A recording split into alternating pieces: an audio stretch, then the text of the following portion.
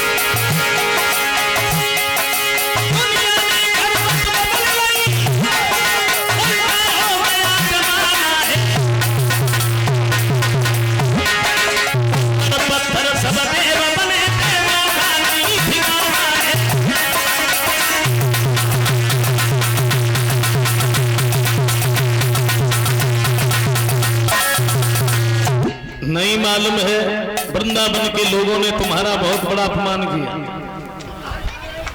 तुम्हारा पूजन छोड़ करके गोवर्धन का पूजन कर रहे हैं।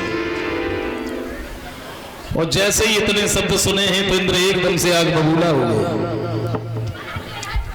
आग बबूला हो गया।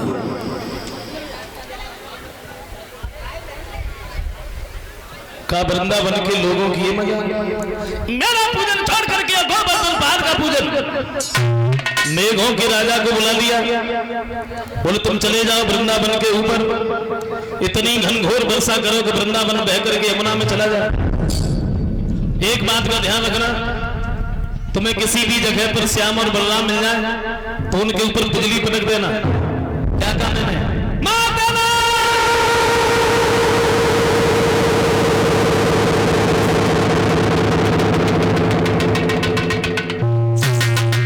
मेघ जब चले, बिजली चमकने लगी, बादल गरजने लगे,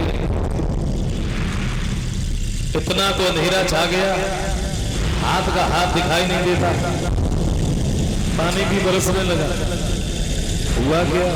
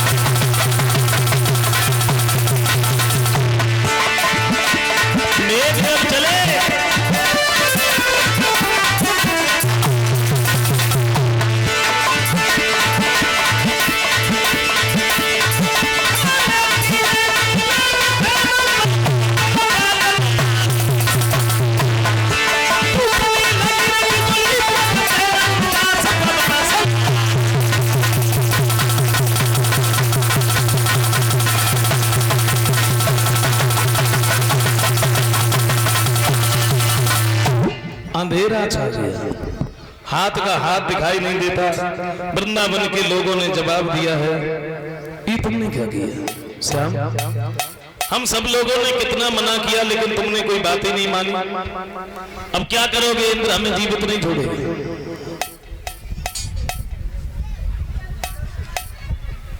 श्याम सुंदर कहते हैं बिल्कुल भी चिंता मत करो भाई, हमने जिसका पूजन किया है भाई हमारी रक्षा करेंगे। कन्हैया ने गोवर्धन को एक ही हाथ से उठा लिया और हाथ की सबसे छोटी वाली उंगली पर धारण कर लिया। जवाब दिया वृंदावन के लोगों, अरे आप खड़े खड़े क्या देख रहे हैं?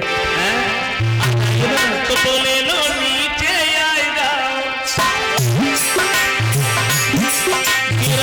महिमा दिखलाते हैं, ये देखो आप छत्रपति के नीचे हमें बुलाते हैं।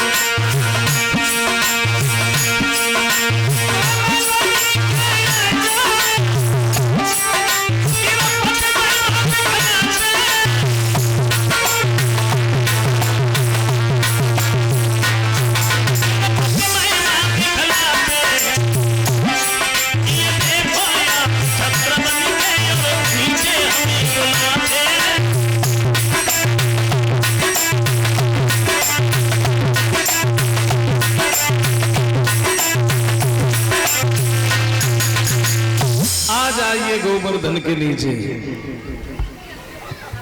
वृंदावन के जितने भी लोग हैं जब गोवर्धन के नीचे पहुंचे हैं, गोवर्धन में भी एक करामात बनेगी। क्या? गिर इतना ज्यादा गर्म हुआ जो बूंद भी नहीं ठहराती है, हर धार भाप बन जाती है, नभमंडल उड़ जाती है। गोवर्धन में भी करामात बन गई, जो भी बूंद आती है वो जल जाती है, भाप बन करके उड़ जाती है। समझाया?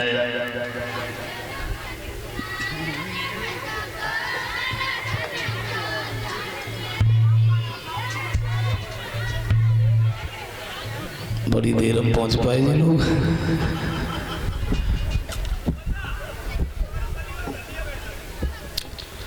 बोलो कीर्तन बोलो।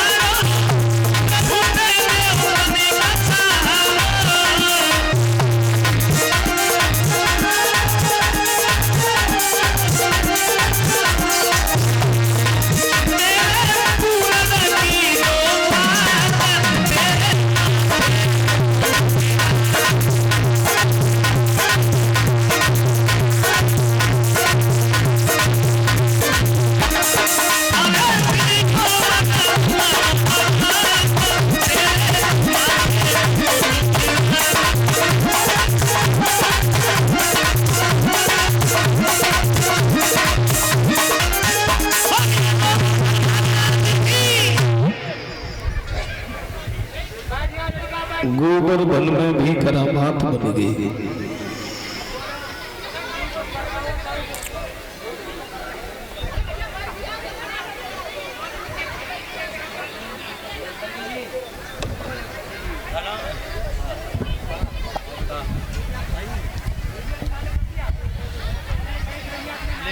गोवर्धन श्याम सुंदर साधे हैं, सब लोग खड़े हैं। यशोदा मैया बोली देखो हमाओ कन्हैया अकेले ही गोवर्धन साधे हैं, खाओ कितनी हिम्मत ना पड़ रही जो गोवर्धन में हाथ लगा लें, ज्यादा ना है तो थोड़ो तो सारो मिली गए। और जैसे ही इतने शब्द सुने सो काऊ ने मथनिया लगाई, काऊ ने वैसे ही हाथ लगाओ, दामा कन्हैया के नजदीक ही खड़ो रहे, सो बने लाठी लगाई और वो कन्हैया पे दौड़ पड़ो, अब तू छोड़ दे, अब तो हम साधे रहे। दामा बड़ी तेजी से लाठी लगाए बाई जगह पे काबू राधा और ललिता। ललिता ने जब देखो सो एक बात कही, काय लली राधा? हाँ बोले हमें तो जब मालूम पड़ गई कन्हैया जो माँ कने छीन छीन के खाते रहो, बस भाई आज काम आए रही। राधा ने जब इतने शब्द सुने तो श्याम सुंदर की चेहरा की तरफ देख के थोड़ी सी हंसी। कन्हैया ने जब राधा को सतबो देखो सो बेहू हंसे, और जब श्याम हंसे तब बात कुछ दूसरी बनी गई।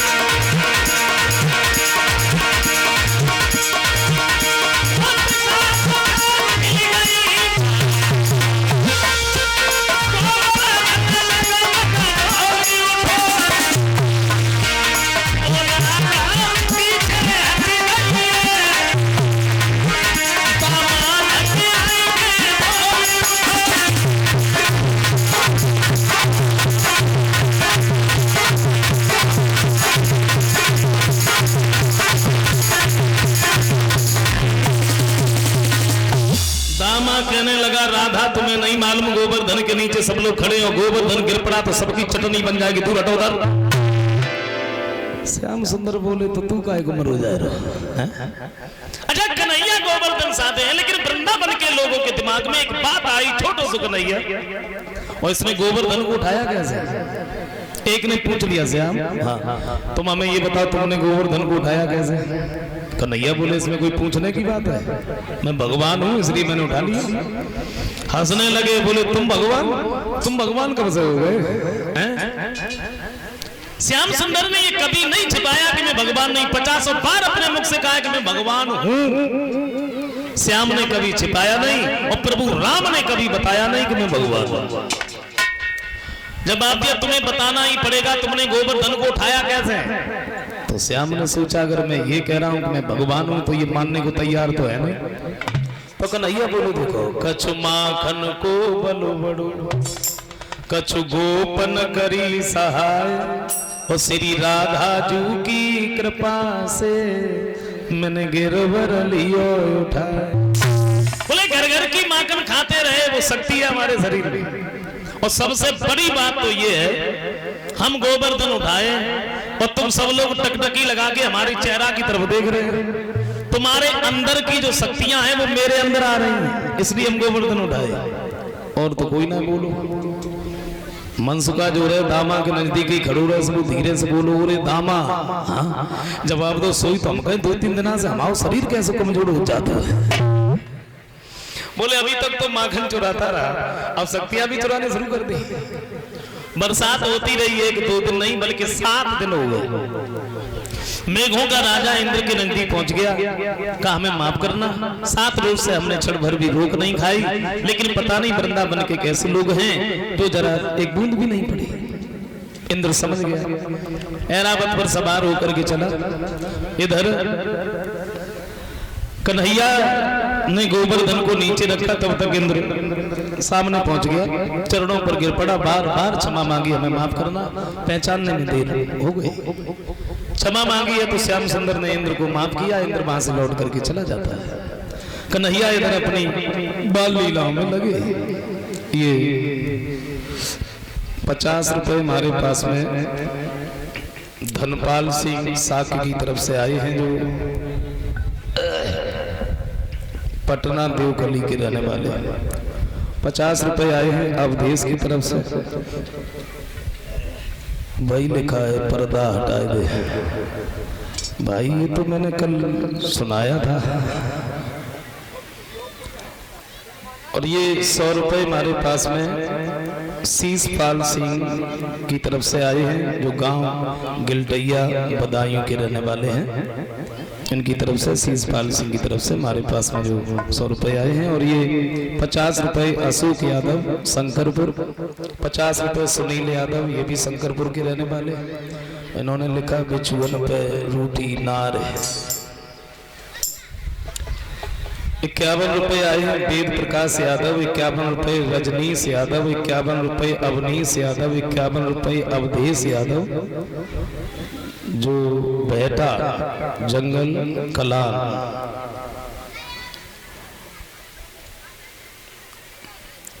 वो गीत लिखा है मैया नाय रहूं ब्रज में, सोनम शास्त्री।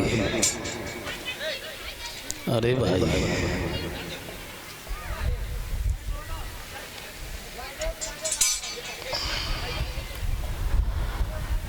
ऐसा था, लॉकडाउन में घर पर ही थे, टाइम तो कटता ही नहीं था। और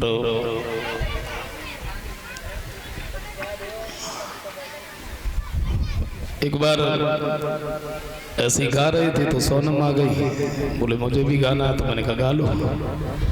अब ये उन्होंने गाया है, मैं उस आवाज पे बड़ी मुश्किल से पहुंच तो गया, लेकिन बोल के आए, अगर आ जाएगा दिमाग में तो हम सुना देंगे आपको।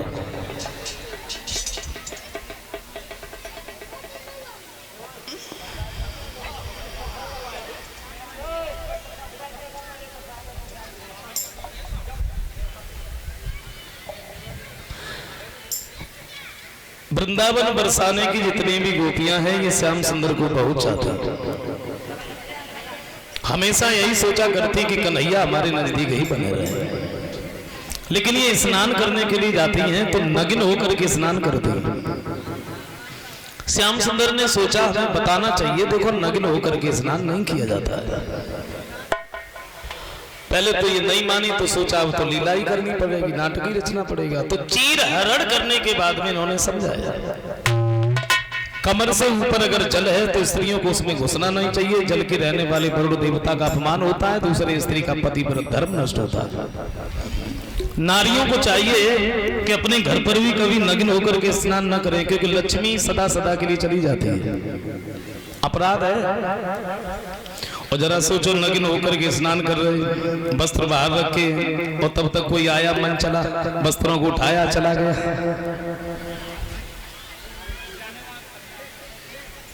अच्छा, यहाँ पर कुछ लोग बड़ा उठाते हैं कि बताओ कैसे भगवान थे तो चीर चुराए हैं? थोड़ा गलत दृष्टि से देखते हैं, वो भी योगीराज कृष्ण को। भगवान श्याम ने जब चीर चुराए थे गोपियों के, तब श्याम सुंदर की उम्र केवल 7 वर्ष की थी, कन्हैया की उम्र केवल 7 वर्ष की थी। वो तो ज्यादा दिन पहले, 5,500 साल पहले की बात है। अभी देख लीजिए आप, 7 वर्ष का अगर कोई बच्चा है, उस बच्चे को ये नहीं मालूम होता है कि पति और पत्नी के संबंध क्या होते हैं। वो कैसी बातें उठाते हैं।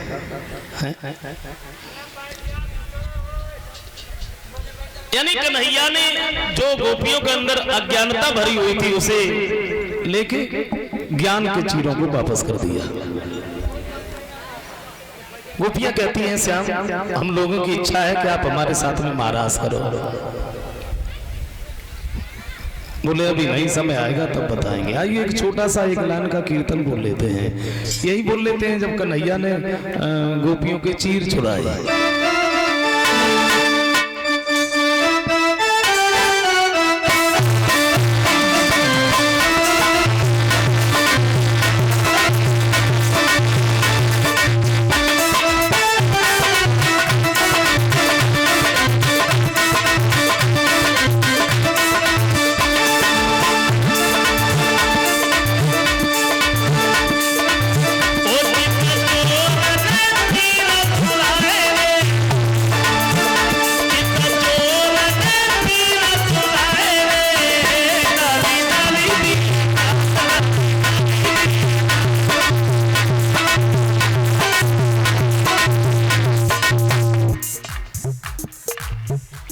बोलो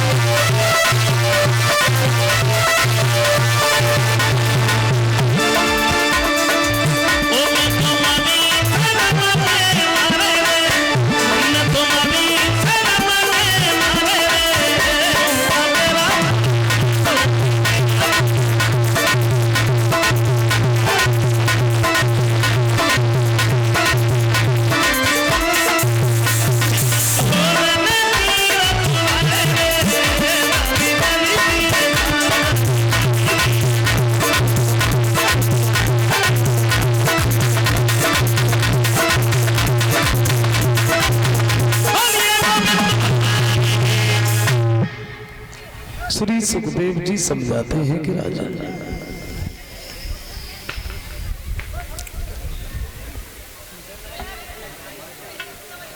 जवाब दिया है आप हमारे साथ में महाराज करो, बोले अभी तो नहीं, समय आएगा तब हम बताएंगे।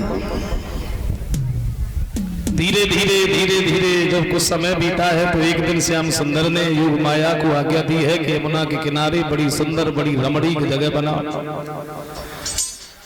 बड़ी सुंदर जगह बनाई है, सुंदर वृक्ष है, पुष्प झूल रहे हैं, इतना तो प्रकाश हो रहा है, ऐसा लग रहा है जैसे चंद्रमा ही पहरेदारी का काम कर रहा हो। कैसी कितनी सुंदर जगह।